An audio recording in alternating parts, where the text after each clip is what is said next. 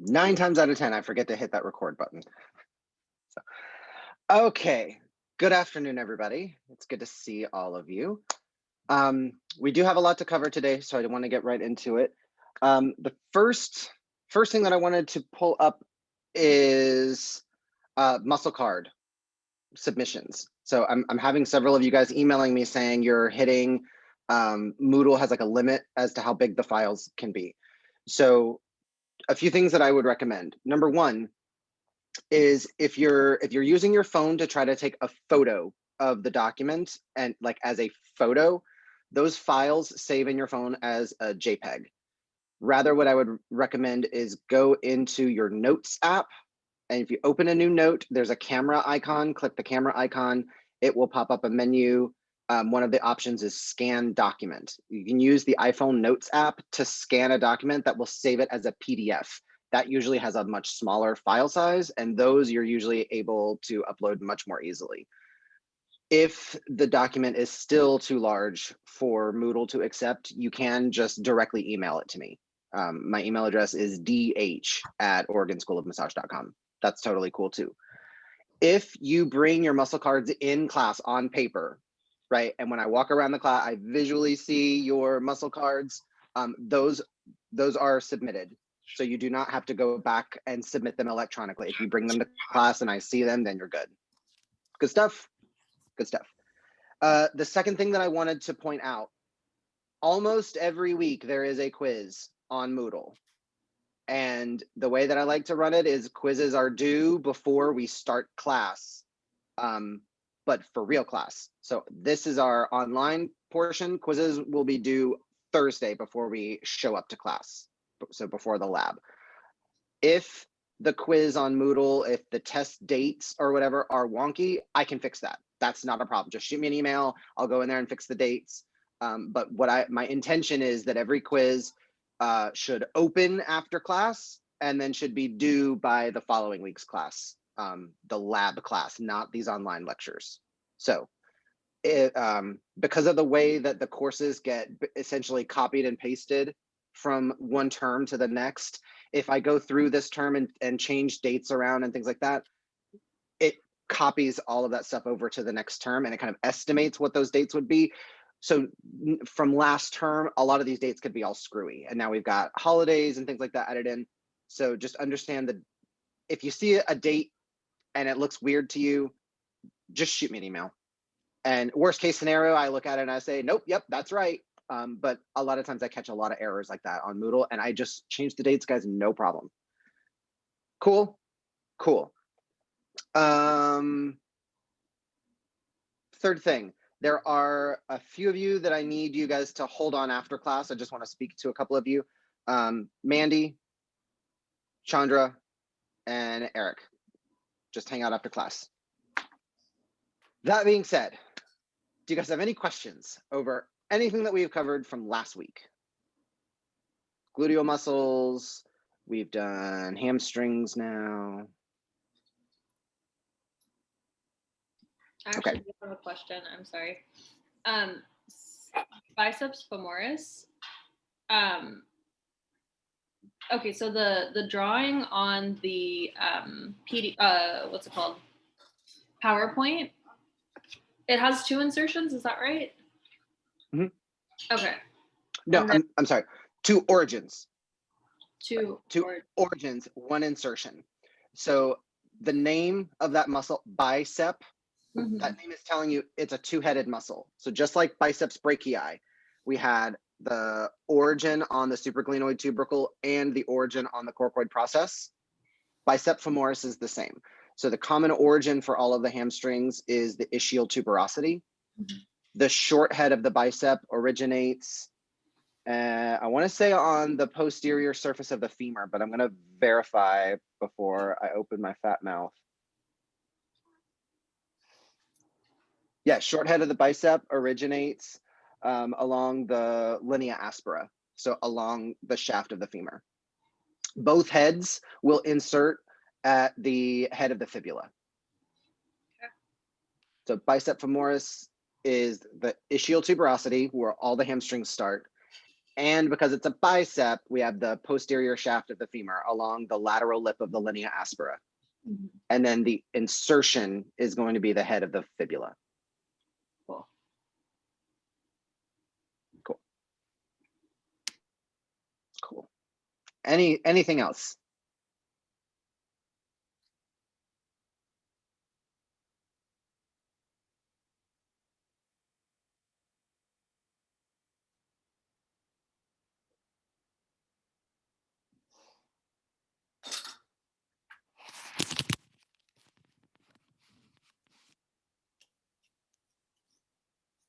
Okay.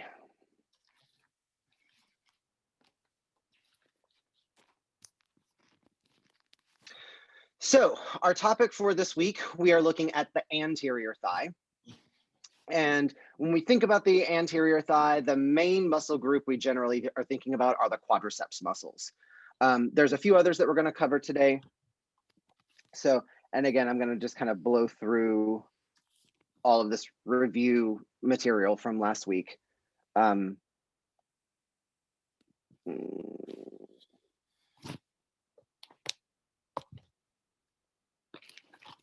Okay, knee and hip joints, we're looking at the quadricep muscles. The quadricep muscles are a muscle group on the anterior thigh. One of those muscles crosses over the hip, and since it crosses the hip on the anterior side, we know that it's going to be a hip flexor, yes? And because these muscles cross the knee on the anterior side, we know that these guys are going to be knee extensors. So the kinds of joints that we're looking at, ball and socket joint in the hip, hinge joint in the knee, both synovial joints. Good, I'm moving on.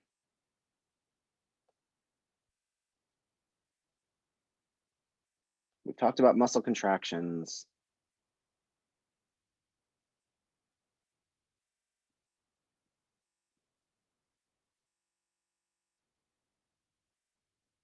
Okay. So I want to pick up with starting about the knee joint, because this is one of the major joints that we have to deal with. And it's a lot more complex than people give it credit for. It's the largest, physically the largest joint in the body. The femur and the tibia are articulating with two incredibly thick pads of cartilage attached on the superior portion of the tibia. And then we also have the patella that's articulating in there. Although the patella, being a sesamoid bone, isn't responsible for the actual movement of the knee. What the patella is doing is adding extra leverage and strength in the tendon, as well as assisting with keeping the knee on track. But the patella itself isn't responsible for a movement. The movement happens between the femur and the tibia. So when we look at the knee joint, the patella looks like kind of an upside down triangle. And the superior portion is known as the base. I know you think of the top part being the base, it's weird, but the top part is the base, and the inferior aspect, the pointy end, is called the apex. So we said that it increases the strength of the quadriceps by increasing that angle of the tendon, thereby improving the leverage that the tendon gets over the knee. And it provides extra protection for the knee joint. Now, when I say protection, what I'm getting at here is, whoa.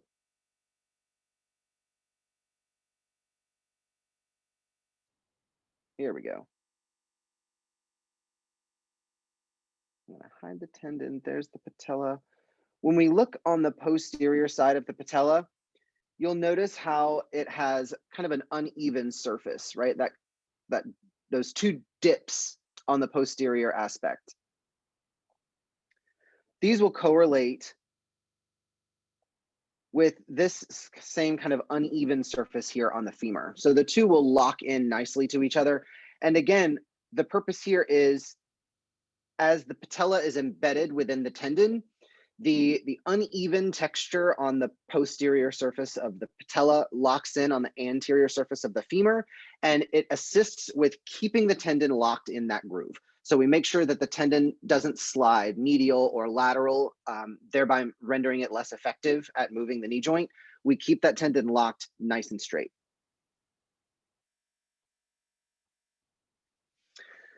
The other important structure here, as we said, is the meniscus. So generally call it the meniscus, but technically there are two. We have them between articular surfaces of the femur and the tibia. These are made of the same kind of material as the articular discs in the spine and the disc of cartilage at the pubic symphysis, where your two pubic bones come together. And the plural of meniscus is menisci. So we're just referring to both of the medial and the lateral meniscus. So the menisci help with the fit of the bones. So again, they assist with the two condyles of the femur articulating perfectly on the two condyles of the tibia. Because they are thick pads of cartilage, they also aid in shock absorption. So you can imagine what kind of compression forces hit every time we go running, right? Every time you miss a step and you come down a little hard on one of your ankles, that force at the ankle gets transmitted straight up the tibia and into the knee. So we want these two like thick, nice cushiony shock absorbers to help, kind of ease the tensions on the knee. They also help reduce friction. They help direct the flow of synovial fluid to areas of their greatest friction. But the issue there is that over time, you'll start to see uneven wearing of the meniscus. So they can start to become more worn, say on their lateral sides or on their medial sides. But what I would like for you guys to note is the menisci themselves, they're not trying to prevent displacement of the knee. They don't have anything to do with adding structurally to the strength. What they're doing is trying to stabilize the fit of the bones together and the shock absorption factor in the knee. There are ligaments and other structures involved in keeping the bones together. The meniscus doesn't function to keep the knee together. It just cushions the bones between the joints. So if we are talking about knee injuries like torn cartilage, what we're looking at is a tearing of that meniscus. Water on the knee is a condition where you have excessive synovial fluid. So there's a fluid swelling in the knee. It's located within the cartilage disc. And usually the treatment for that is they have to go in with a needle and just extract fluid. It's aspirate the area. They remove fluid. And lateral blows to the knee, like sometimes if you imagine getting kicked on the lateral side of the knee, so your knee is forced to bend medially, which it does not normally do, then those medial ligaments become overstretched. They can become torn, particularly the medial collateral ligament. So I'm going to take off the muscle, add in our connective tissue here. And as you can see, there's several ligaments as we wrap around the knee, several individual ligaments that are holding either the primary bones, femur and tibia, together, or that are suspending the patella in place. So the medial collateral ligament or the tibial collateral ligament is here, connecting the femur and the tibia together on the medial side. This is the ligament that we're referring to. So if the knee were to be forced to bend medially, then this ligament would become overstretched and torn. This is often the case with football players or elderly people. They stumble downstairs or something like that. It can also, since we're bending it this way, we create a compression force between the two bones on that medial aspect, and the meniscus can become pinched or damaged or torn.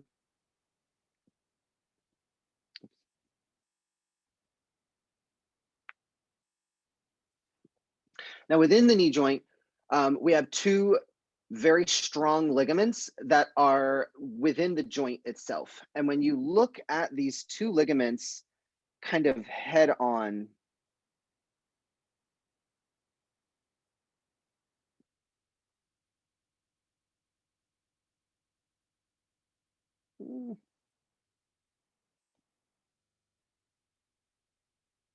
there we go. So when we go deep into the knee, you'll see this ligament here, which is running in kind of this direction. And then behind it, you'll see a separate ligament that's running in the opposite direction. So these are your anterior and posterior cruciate ligaments. So the word cruciate, the root of that crus is Greek. It means cross, like the cross. So the cruciate ligaments, we have an anterior cruciate ligament and a posterior cruciate ligament. The anterior crosses in one direction, the posterior crosses in another direction. So we have two ligaments that cross each other. Both of these ligaments are located deep within the knee joint itself. So these are not surface ligaments that are connecting, along the outside of the knee. The cruciate ligaments, there's your posterior and there is your anterior. They are deep within the knee joint itself. So if the knee becomes pushed the wrong way, let's say it gets pushed laterally, or the knee gets pushed medially, or even if the knee is pushed into hyperextension, right? So let's say a force is put on the front of the knee so that the knee is forced to bend backwards. Then these ligaments within the knee can become damaged.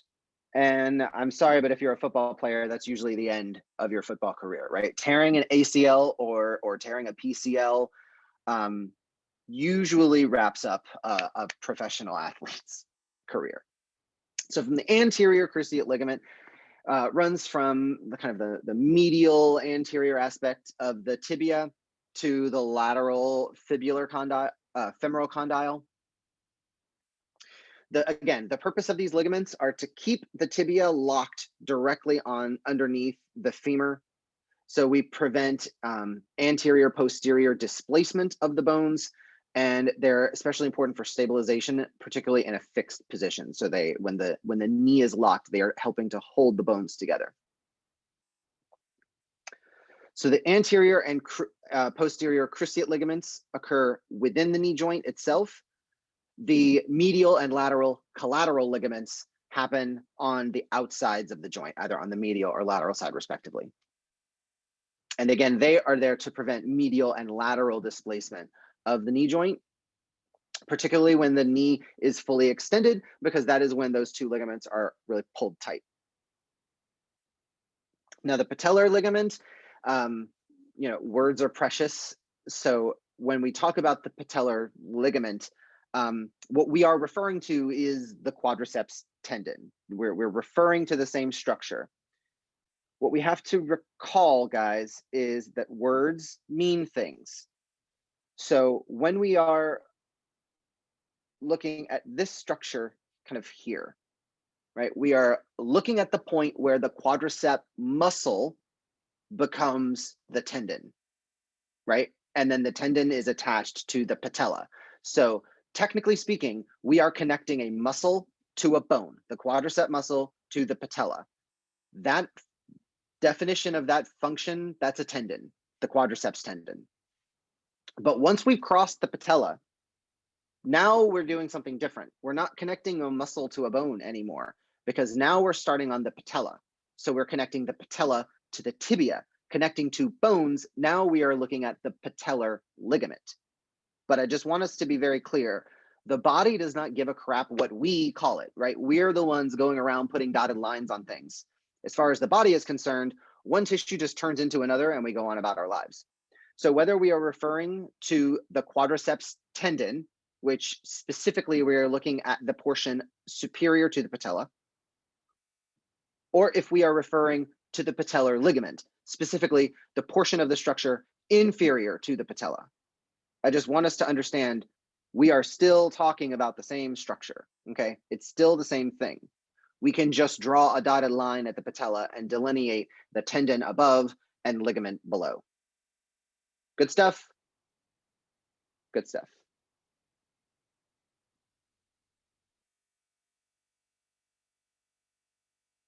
So there's some nice illustrations of your cruciate and collateral ligaments.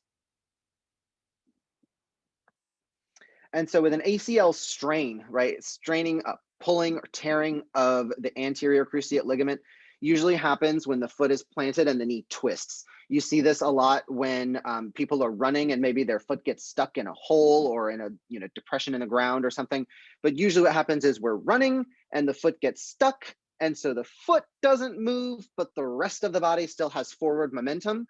And you end up twisting around your now planted foot, right? You've planted an axis in the ground and the forward momentum just carries you around the axis. So your foot gets stuck, the body twists around the foot and the knee twists, pops the ACL. Meniscus tears generally happen when the foot is planted and the knee twists. Again, you've got two bumpy condyles that are supposed to be sitting nice and neat on each other.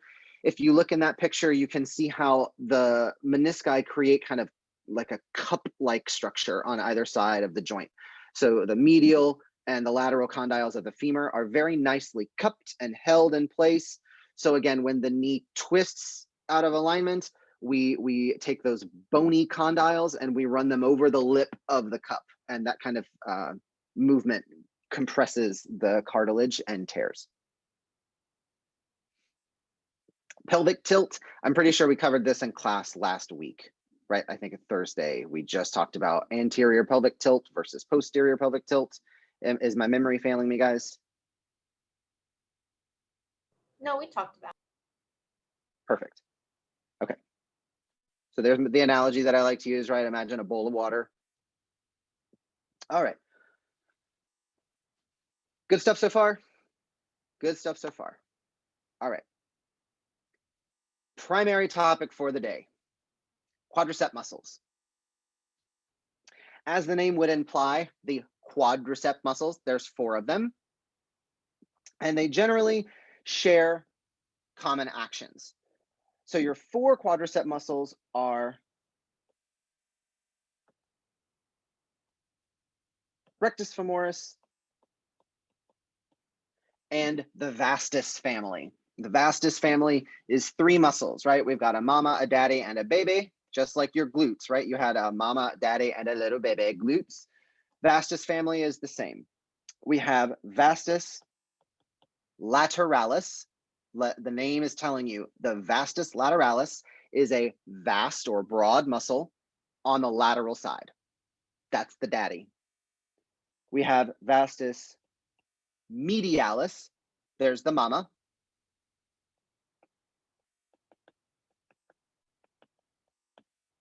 And the vastus intermedius. Now this is the bebe, right? People don't normally just take their bebes out in public all the time. This one's kind of hidden.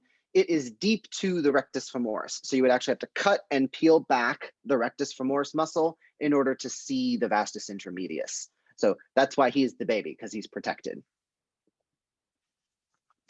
So let's start with the baby.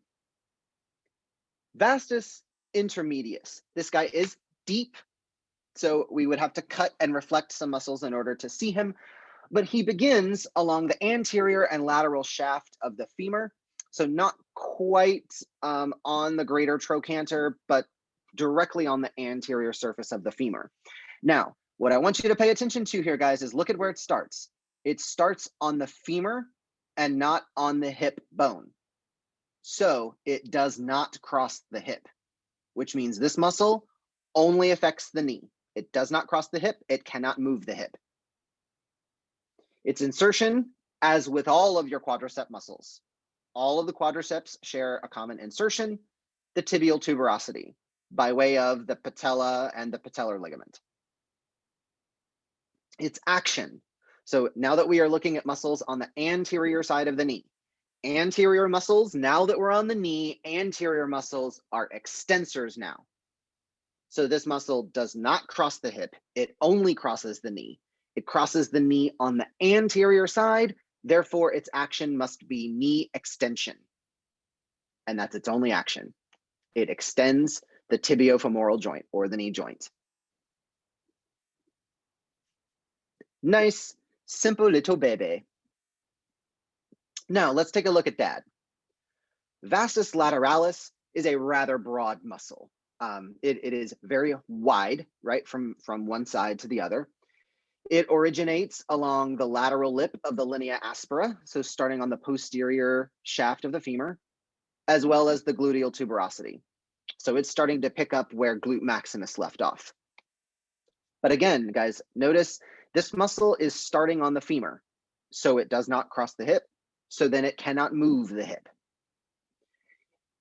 It shares the common quadriceps insertion at the tibial tuberosity, and since it also crosses the knee on the front, its only action is knee extension.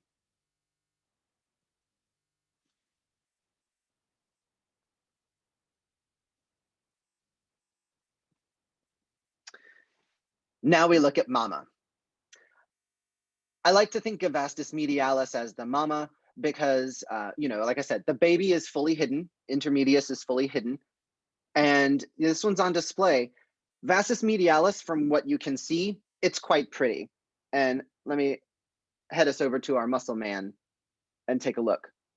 When you're looking at the anterior thigh, vastus medialis is the distinctive teardrop shaped muscle, right on the anterior medial inferior thigh. So if we take a look at some bodybuilders, I like looking at bodybuilders when we're teaching muscles because you can really visualize the muscles the way you just cannot see muscles like this on regular people. I would just like to point out, for the record, just like, guys, when you look at Cosmo and all those beauty magazines and you see those models on the cover, they do not look like that in real life, right? They've been stretched and airbrushed and photo manipulated. These guys also do not look like this in real life, right? Preparing for a competition, like in just the days leading up to the competition, they severely dehydrate themselves, which cuts down their body fat and increases definition. These guys have expert stage lighting on them. They are oiled up to make sure every bulge of their tissue is really well reflected. I just really want to drive home the point, guys. Just like with supermodels, these guys do not look like this all the time, right? This is for a show. Just saying. So when we look at some of these images, you can see those distinctive teardrop shape. Oh, will it not let me zoom in anymore? Google won't let me zoom in any more than this, sorry. But those distinctive teardrop shaped muscles right on the front of the thigh, that's what we're looking at today. Vastus medialis also originates on the posterior shaft of the femur. So starting at the medial lip of the linea aspera, it also inserts where all the quadriceps insert, tibial tuberosity. And again, since it's starting on the femur, it's only crossing the knee. This muscle only extends the knee. That's its only action.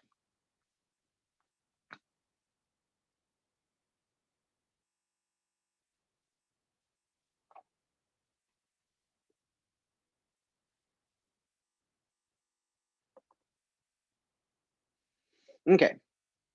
So very briefly, I just want to do a quick little survey of what we've done with the vastus family, right? Vastus lateralis begins on the posterior femur along the lateral lip of the linea aspera. Vastus medialis also starts on the posterior femur along the medial lip of the linea aspera. Vastus intermedius begins on the anterior side of the femur, right, on the anterior proximal aspect of the femur. Since all three of these muscles are starting on the femur, all they can do is move the knee. So they are all involved in knee extension. They all share the same insertion.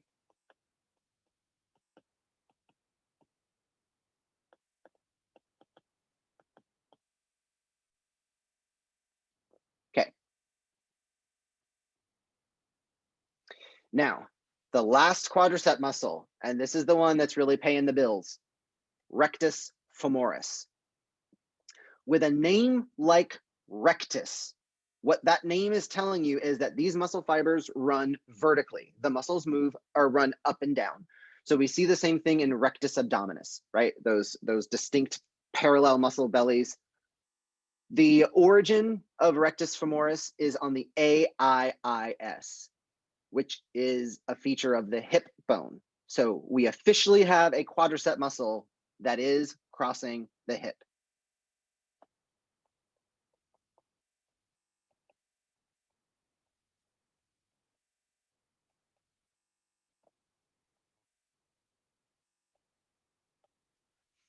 Rectus femoris is the only quadricep muscle that crosses the hip. It crosses the hip on the anterior side, which makes it a hip flexor. So it crosses the front of the hip, flexing the hip, and then it crosses the front of the knee, making it a knee extensor. It's the only quadricep muscle that does both. So its origin is on the AIIS.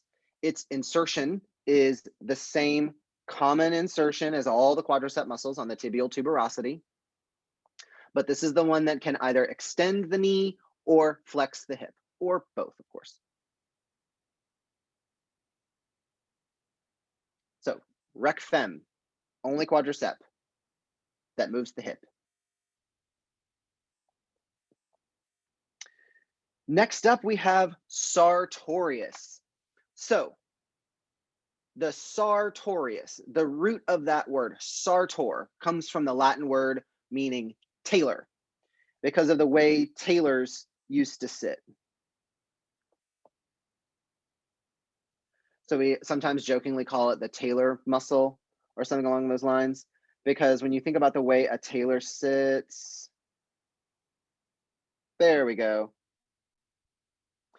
It's hard to describe, but you know when they tell little kids like how boys sit versus how girls sit, right? And girls sit with their legs crossed, but boys sit with one leg over.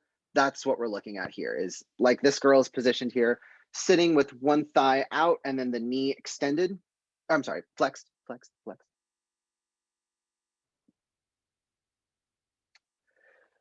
So the sartorius is named the tailor's muscle because it's the muscle that puts the thigh into that position, right? So it can flex and medially rotate the, flex the hip, medially rotate the hip, and flex the knee.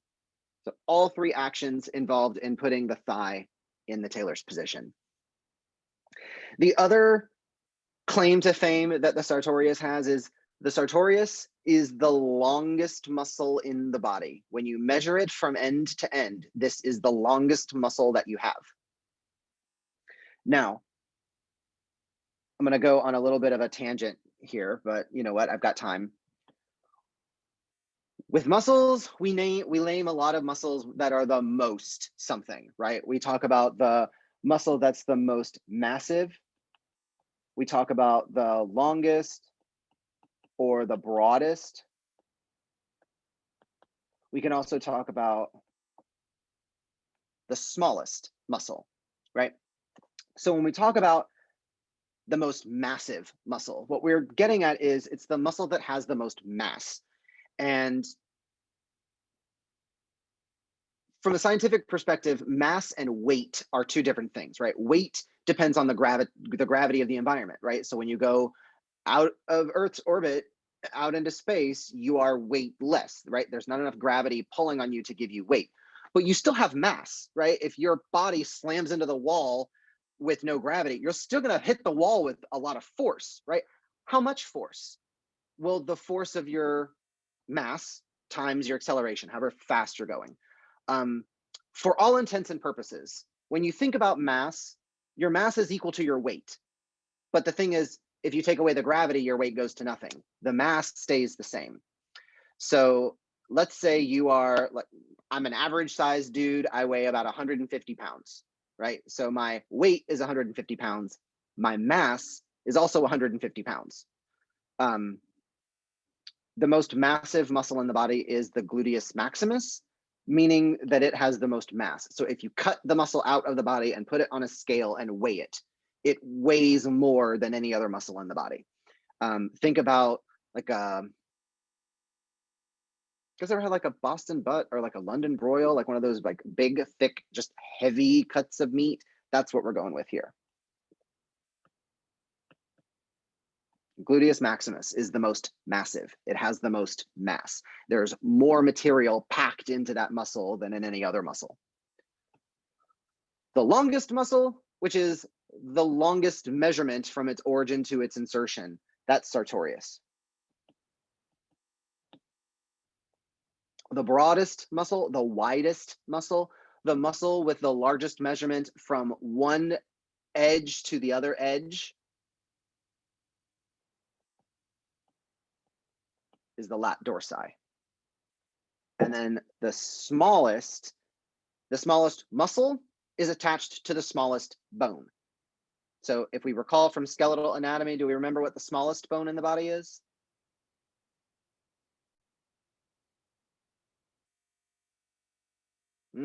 I'll give you a clue. The smallest bone in the body is one of your inner ear bones. Do you remember which one of those was the smallest? Is it the stapes? Very good. Very good. The stapes is the smallest bone. So the smallest muscle is the stapedius. It's a muscle that's attached to the stapes.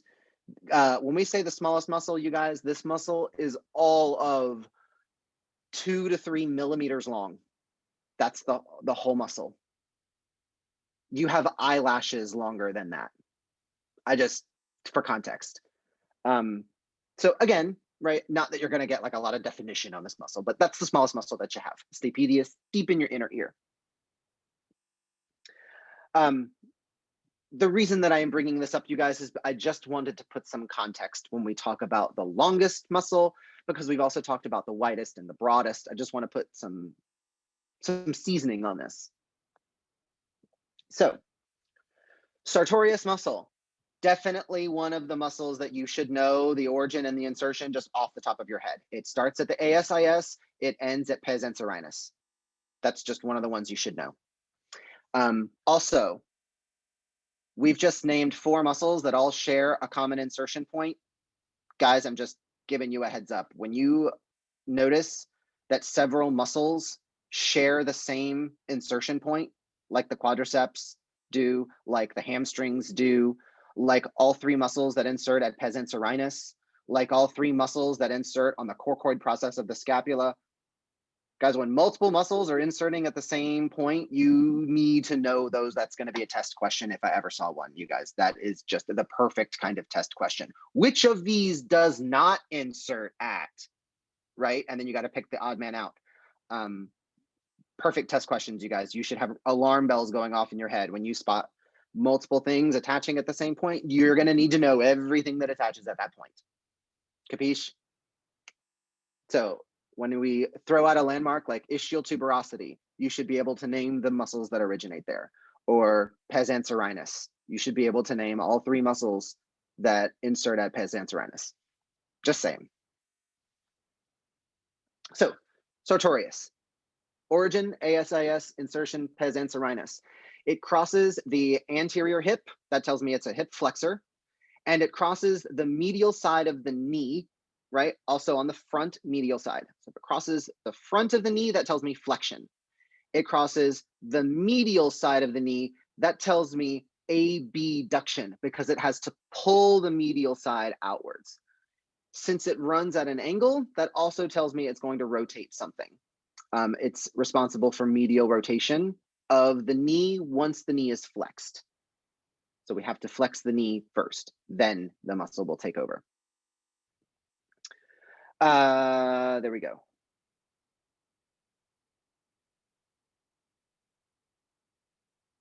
So your 5 actions: flexion of the hip, lateral rotation of the hip, abduction of the hip. And then at the knee joint, we have flexion and medial rotation once the knee is already flexed. Good stuff? Cool. Cool.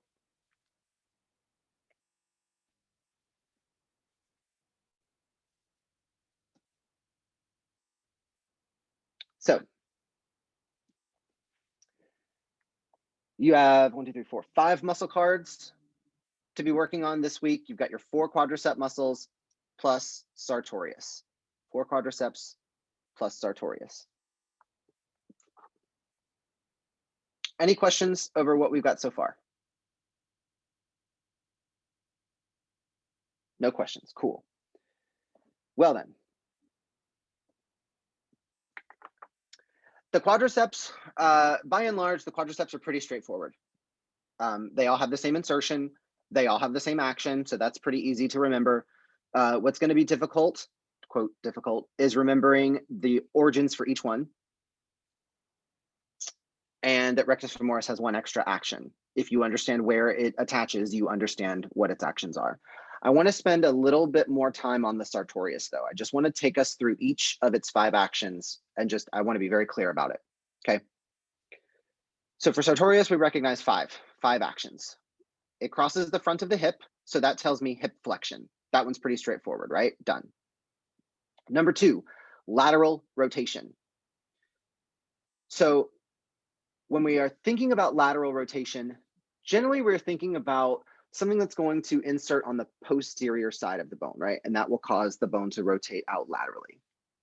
The deal with the sartorius is because it starts so far lateral and wraps around so far medial that when we are pulling from the upper insertion or from the upper attachment, we pull the leg out this way. So the feet kind of rotate outwards.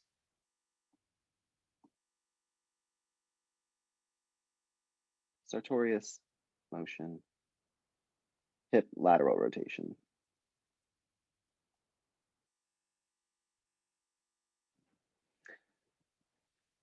Here's where it gets tricky. And once you see the action move, it makes it a lot easier. When we bend the knee, we're beginning to shorten the sartorius. I'm sorry, lengthen the sartorius. The sartorius is lengthening. Here we go. Now, from this lengthened position, if we start to pull the medial side of the knee up towards the ASIS, which is more lateral, then the knee, as the foot swings toward the midline, in order for the foot to swing toward the midline, the femur has to rotate laterally. So the femur rotates laterally. That is a hip movement, right? That's lateral rotation of the hip. But what I want you guys to kind of see here is it's only laterally rotating the hip when the knee is extended. I'm sorry, flexed, when the knee is flexed. If we are going with the knee fully extended, we can still assist with lateral rotation, but this is going to be a synergist. This is not going to be like a prime mover of that kind of thing. We got to have the knee bent first. Good stuff. So I just want to play this one through a few more times.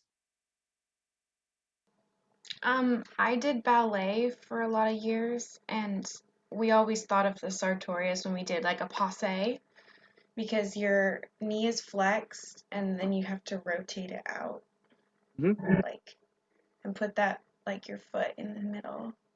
So I don't know. That helps me remember it. It's the passe muscle.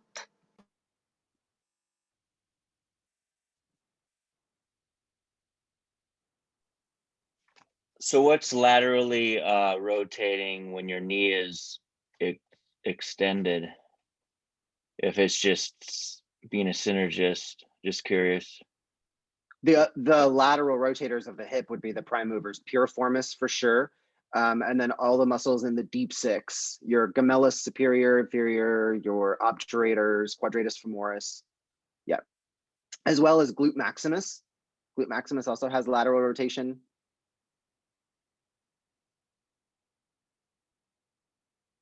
Meaning past, it's when one leg is bent so it looks like a triangle with the foot placed into the other leg's knee. Okay.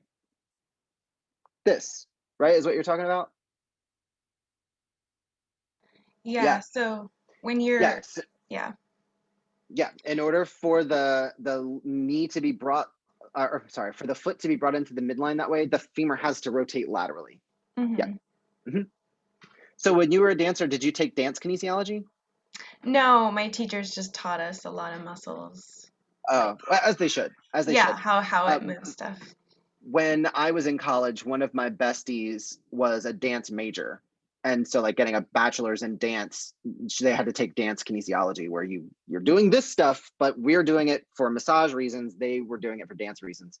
But their teachers would say like, no, in order to get that movement, like squeeze your gluteus minimus. And you had to like really like know your body, as dancers do. You just really had to know your body. awesome crew of people, dancers, man. It's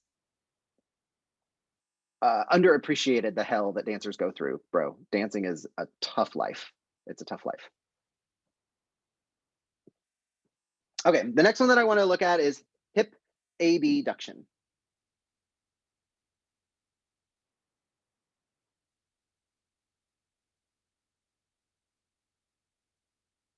So again, we're starting with an origin that is more lateral, and we're ending with an insertion that is more medial. So remember, we said that muscles that insert medially tend to be adductors. That's what we had said, right? When you think about lats that adduct the arm versus the deltoid. However, sartorius is a weirdo.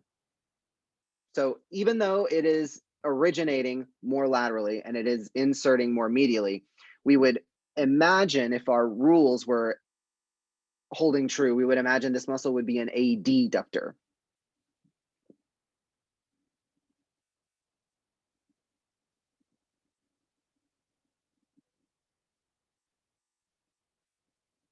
How is it abducting? Like, if it usually the way it connects would be adducting. Adducting. Yeah. Yeah. Give me a second.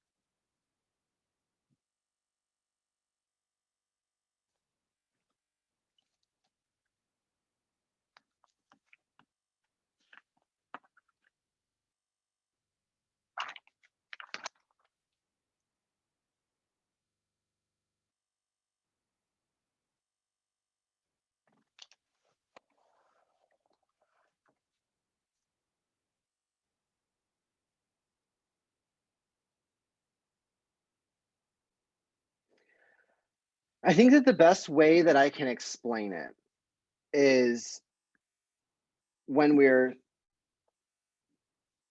starting in the neutral position, right? If we kind of draw an imaginary vertical line from the ASIS down and from the insertion point at pes anserinus, the insertion is still medial to the origin.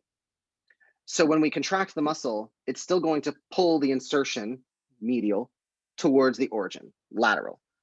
So when the muscle contracts, it will pull the knee laterally towards the hip. I would also say, when we look at hip abduction, there are other larger muscles. So this is a synergist, not a prime mover. If I were to think of one of the prime movers, gluteus medius, right? Remember the deltoid of the thigh, the glute medius would be heavily involved in abduction. My app gives me 4 actions. Your trail guide says 5. So flexion of the hip, lateral rotation of the hip, abduction of the hip. The app does not show knee flexion, but I'm sure you guys could imagine this muscle pulling up on the tibia and just causing the tibia to bend, flexing the knee.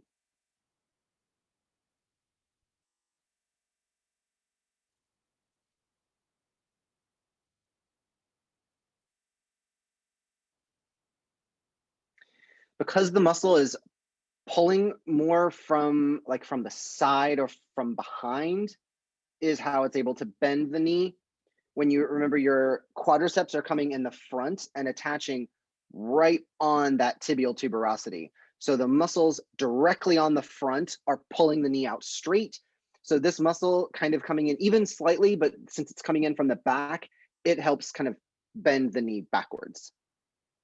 You also have other muscles deep in the knee, like the popliteus, that have to contract first in order to break the locked knee. But again, you've got other larger muscles that are responsible for knee flexion. This guy is going to be a synergist. Primary muscle group for knee flexion is going to be the hamstrings, right? And then your gastroc down in the calf is also assisting with knee flexion. So remember, even if it's not perfectly positioned to do its job, then it's probably a synergist. There's a better muscle that's more perfectly positioned for it, like the hamstrings. Good stuff. Yay. Okay.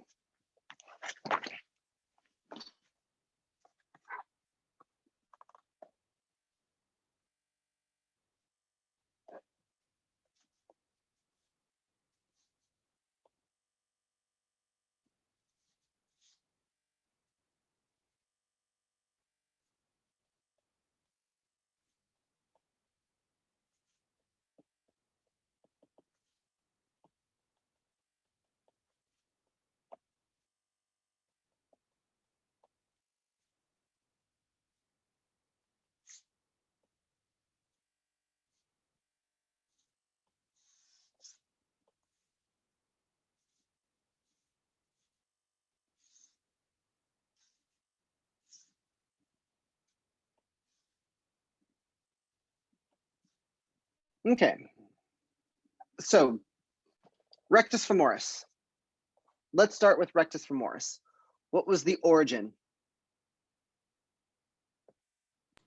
AIIS.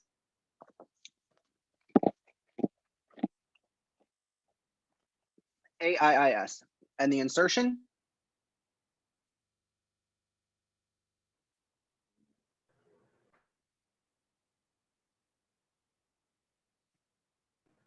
Tibial tuberosity.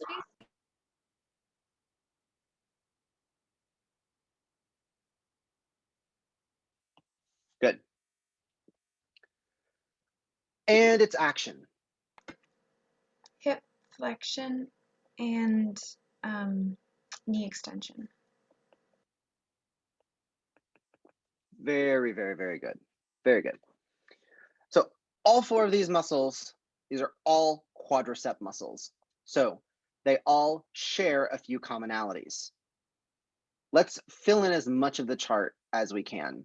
We know they all share one of their attachment sites. Which one was it? Insertion. Insertion.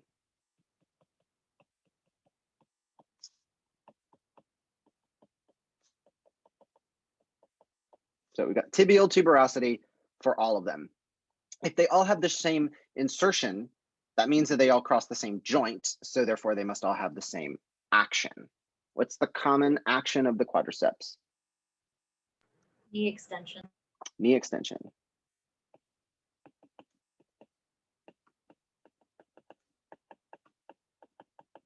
Good. So what was the origin of vastus lateralis?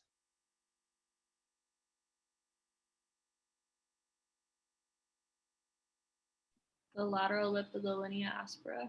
You are so correct.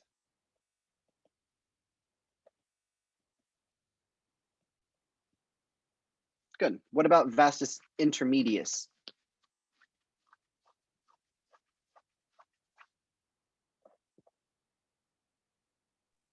The anterior lateral shaft of femur.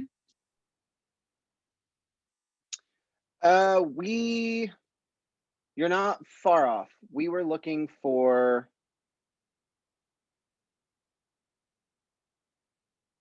anterior lateral shaft. Yes, anterior lateral shaft.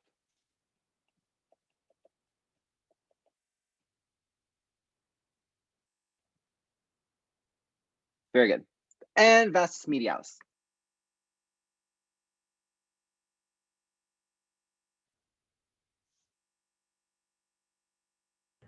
Medial. Medial. Yeah. Side of the linea.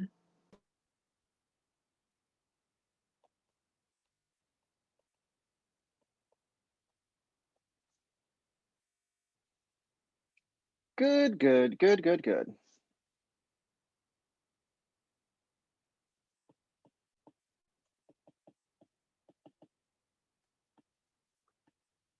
Okay, what about the sartorius? Oops.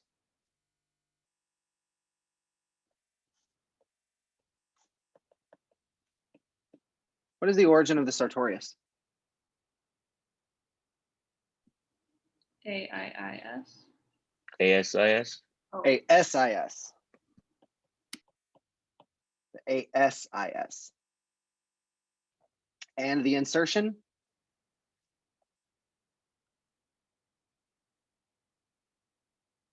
Pezanserine tendon. Very good.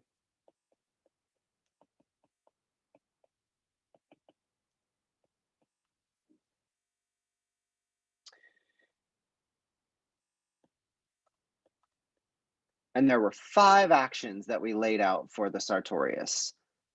So let's think about where it is, right? It crosses the front of the hip, the front of the knee, and it's running at an angle. Hip flexion, lateral rotation of the hip. Knee Good. flexion.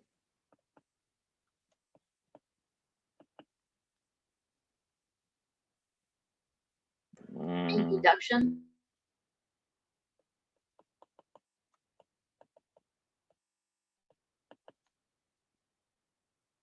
And medial rotation when the knee is flexed.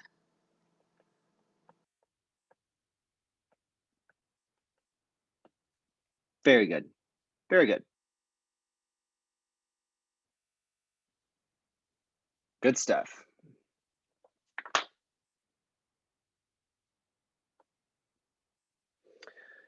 So we've got muscle cards and postural evaluation number 2. I believe it was just a worksheet that you guys had to fill in. We can cover that in class this week. And then reading up on the trail guide. Do we have any questions over what we've done so far today? I had a question about the AIIS and then ASIS. I can't remember what that AIIS. Okay. So the AI and the AII and the PS and the PII, all of these are essentially bumps on the ridge of bone that runs across the top of the ilium, right? So the iliac spine. So when we look at one of these bones, give me a second, bam. One of these bones, when you look at it, you're looking at that crest of bone that runs all the way around the top, right? Iliac spine. But on the iliac spine, we have 4 bumps that arise. We've got 2 on the front and 2 on the back. Oops, hold on.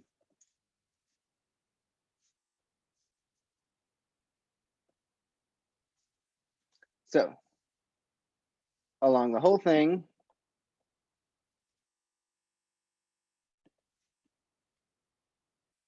is the iliac spine.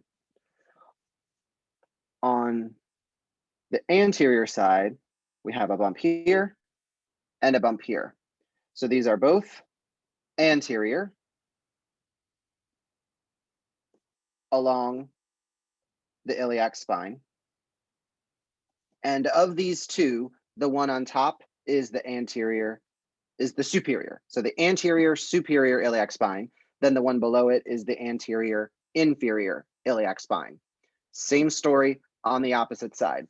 So the lower back dimples, those little dimples that you have on either side of your spine, is the posterior superior iliac spine. And below that is the posterior inferior iliac spine.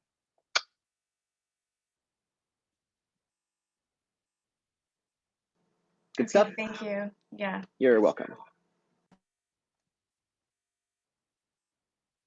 Awesome. So 5 muscle cards.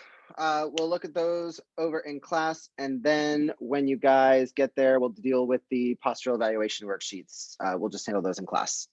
Sounds good. Good stuff. Awesome.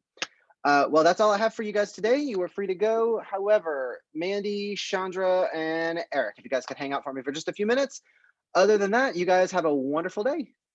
I'll see you Thursday.